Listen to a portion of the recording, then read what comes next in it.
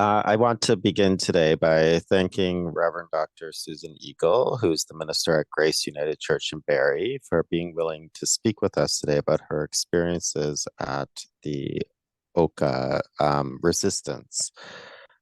Susan, would you be willing to give a little bit of a background about what was occurring at Oka and what took you to Oka? Sure, Jeffrey, I'd be happy to do that. And good morning to you and to your congregation. Um, my involvement with Oka certainly was in 1990, but there's a history before that, and I'll give you that maybe the 2-minute version of that. Um, the community at Kanesatake had been trying to reclaim their land since 1776, we are told. And during that time, they had made many, many efforts, including in court and going to the government, to try and claim that land. It had been passed over to the Roman Catholic Church, to one of the orders. It had been sold off, much of it, over many, many years. And again, in the mid 1900s, they had again launched efforts to try and gain control.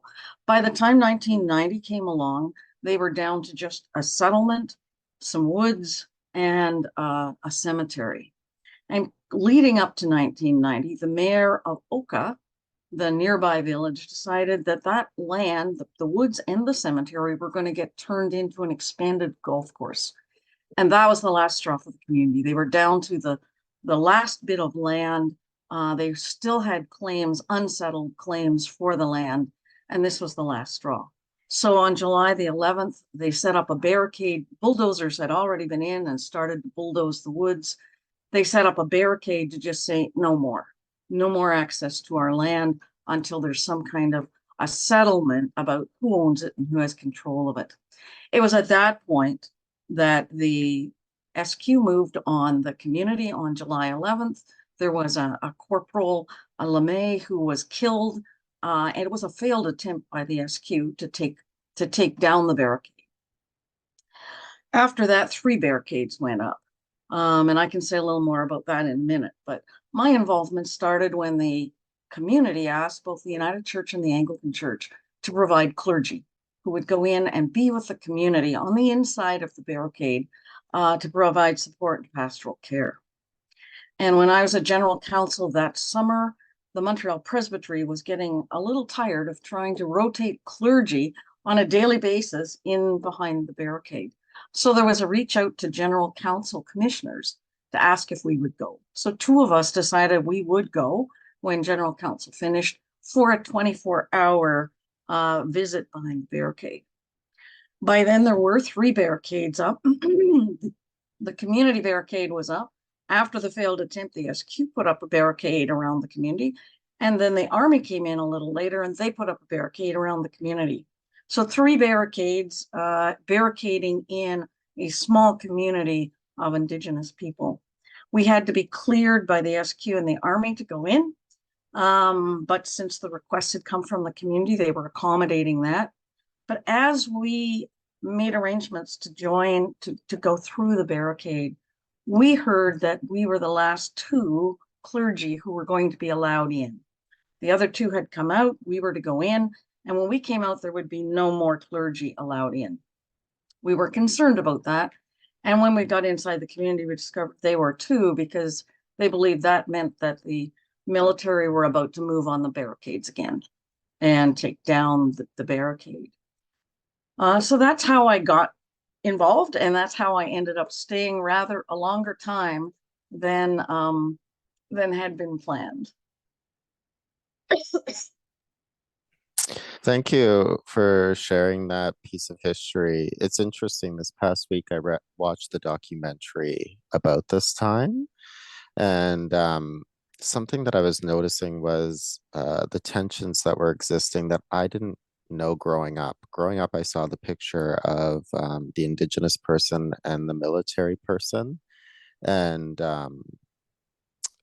so I started to really recognize actually how tense this time was. And you were there probably at the height of that tension. What was the experience like being behind the barricades? Well, first of all, we were there with the permission of the SQ and the Army because we were to go in for 24 hours. We also had directions from the Presbytery and from the United Church. And our specific directions were that we were to stay away from the barricade, but we were to provide pastoral care because there were a number of elderly folks there too. And we were to just be with the community, to stand with the community, to offer care and support. Um, since we were guests in the community, we decided that the first thing we needed to do was to meet with the warriors or whoever was giving direction behind the barricade and ask them what they wanted from us. Now, as I mentioned a minute ago, word was out that we were the last ones in and that there might be a movement on the barricade that night or the next day when we came out. So when we met with the warriors, who particularly were led by women, and that's worth noting, the one thing they asked us to do was to sit on the barricade that night. So we had a little dilemma. We were being advised by the church not to go near the barricade, and the community was saying that's where we want you. We decided that we were guests and we were going to accommodate our hosts. So the two of us went. It was Reverend Peter Hoyle was the other person with me. We decided we would indeed go and sit on the barricade for the night.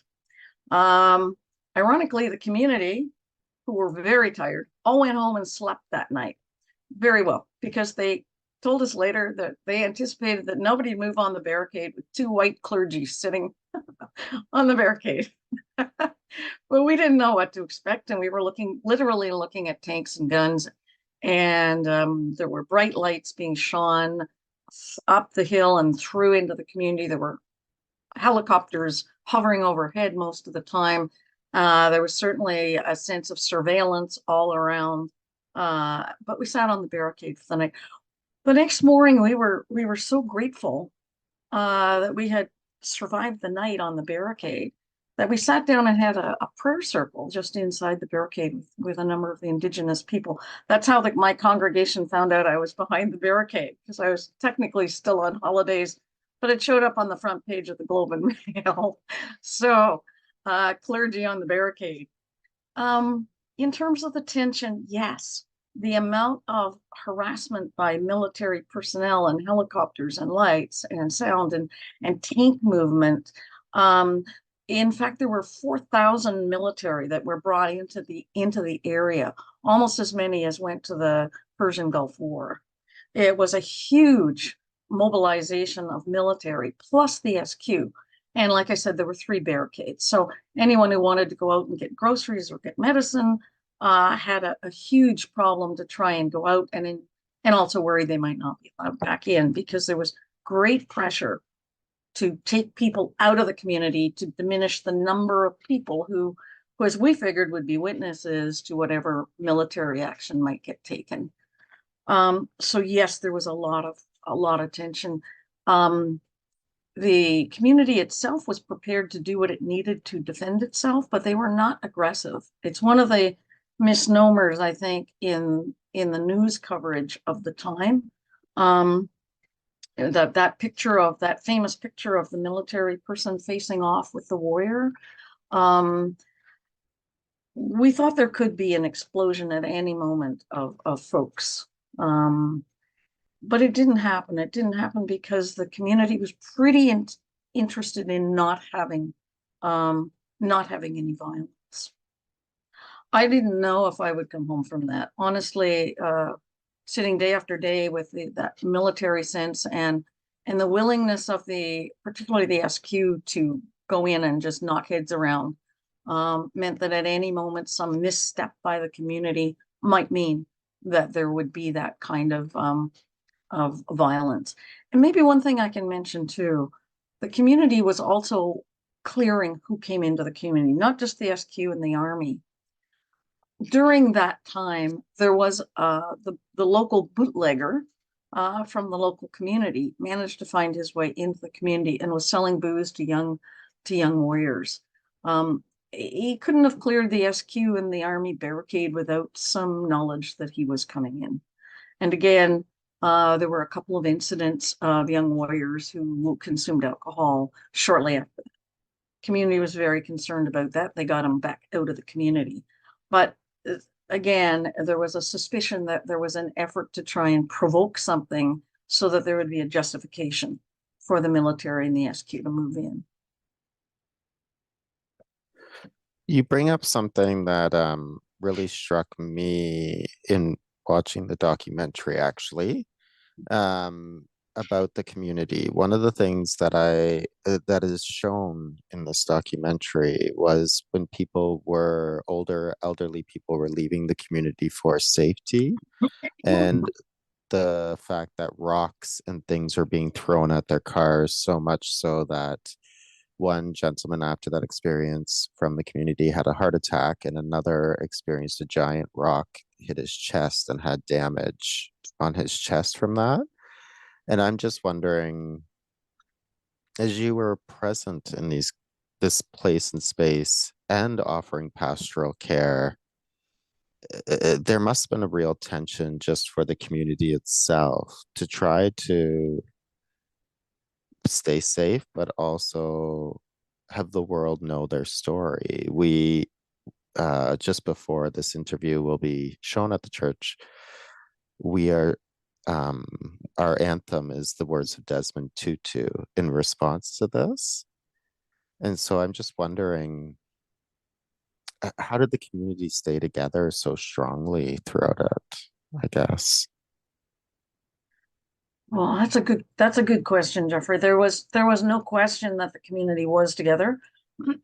there there had indeed been some who had left, and um, people were always very conscious that members of the community were being invited to turn on their own people, but the community did stay together. There's two chapters to my time behind the barricade. The first was when we were completely inside and very few were leaving because, as one of the elderly people said to me, she said, "Where would I go?" She said, "This is my home." So it wasn't so much an act of um, resistance and determination as it was some of the elderly folks saying, "This has always been my home. This is our land. This is the place we belong. We don't know where we'd go if we left." That was the first chapter, and I spent time with folks, partly negotiating with the military to get medicines in, because we had to make phone calls and negotiate for every single thing that came in. We brought food with us when we came. Food was handed over the barricade to us. We had to negotiate for the military to pick up prescriptions and bring them to us and hand them over the barricade. That was the first chapter. The second chapter was after we were asked to leave. The Army chaplain was dropped in, and he asked us if we would leave because the military wanted us out. We said we would only leave if two more clergy were coming in, and that necessitated bringing us through razor wire into no man's land so that we could meet the two clergy passing back in. And we were allowed 5 minutes to brief them on the folks in the community that needed help. And we then left. That night, we were on our way back to London and Hamilton when the news came that the barricade had been breached, that the military had moved on the barricade. We were gone. We turned around and went back. Because we'd met so many military, they actually let us back into the community. I think it was a mistake. But by then, the community was now divided because the military were right into the community. And this time people fled their homes. They went into the community center and into the treatment center. The warriors into the treatment center, the elderly and families and children into the community center. And now it really was a siege. People were frightened at this point because they were in two buildings with literally the SQ circling the building every day, and fear that they would come in during the nighttime. The treatment center, the same thing.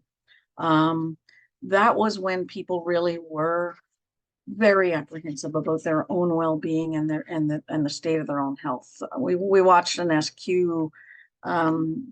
car drive by the treatment center one day. The kids were on the front lawn playing, and he was doing this with his with his finger across at the children. It was provocation when people left the community center, just even to get something from their home or to try and pick up supplies. They would be stopped, their cars searched, they would be searched. Um, in a couple of cases, we started to, at that point, we became human rights documenters as opposed to pastoral care people, because some of the stories needed to be recorded, which were then part of a public inquiry later. So those are the two chapters of the kind of way in which the community was responding.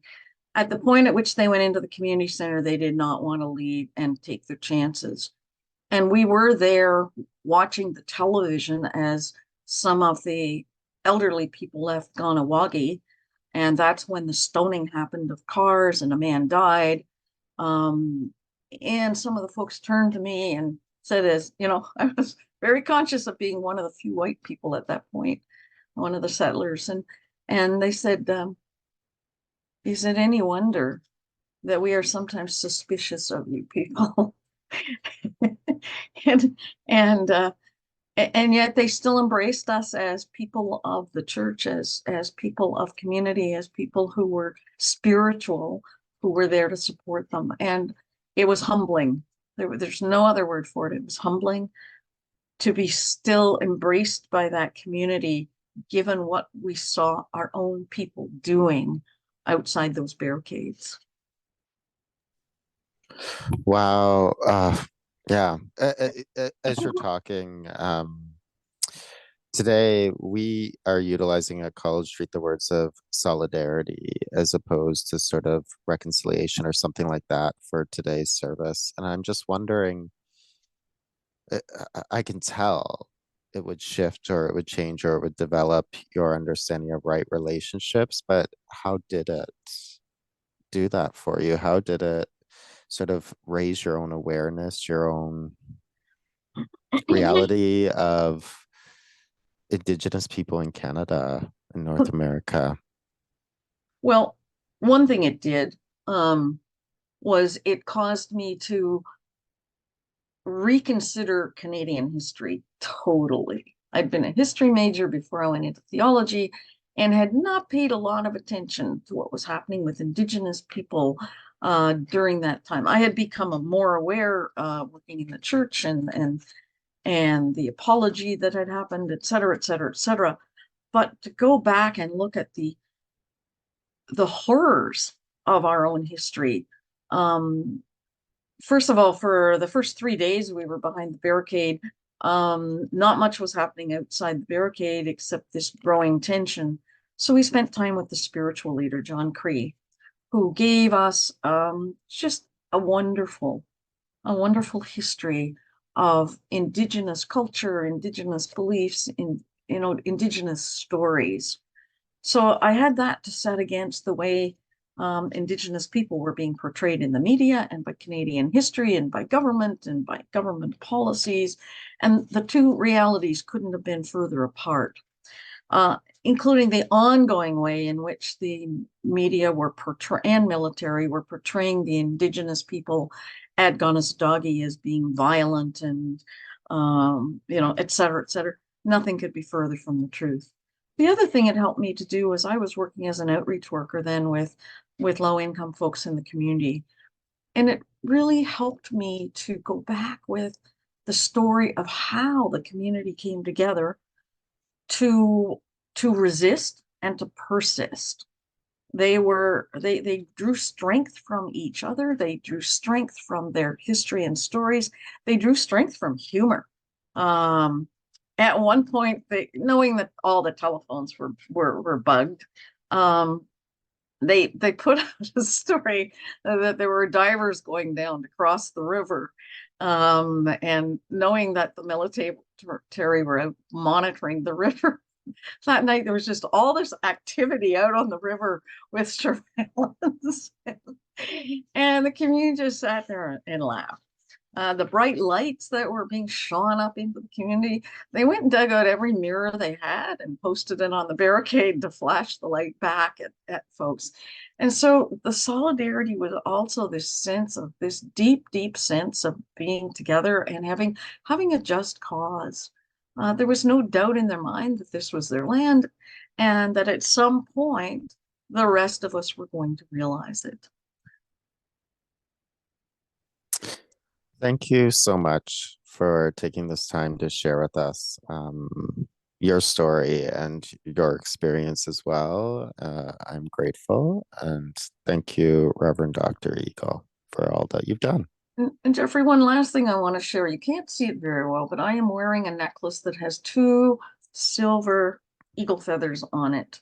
The silversmith from the community left the community when all the disruption happened, but he was the first guy back as soon as the barricade opened.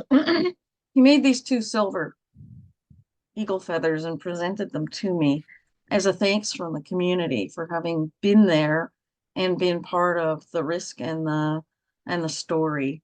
And I treasure these. It's just again a way in which we realize that it is so important for us to stand together with people on the margins who are struggling and may just need us to be there. Thank you. And thank you for sharing that.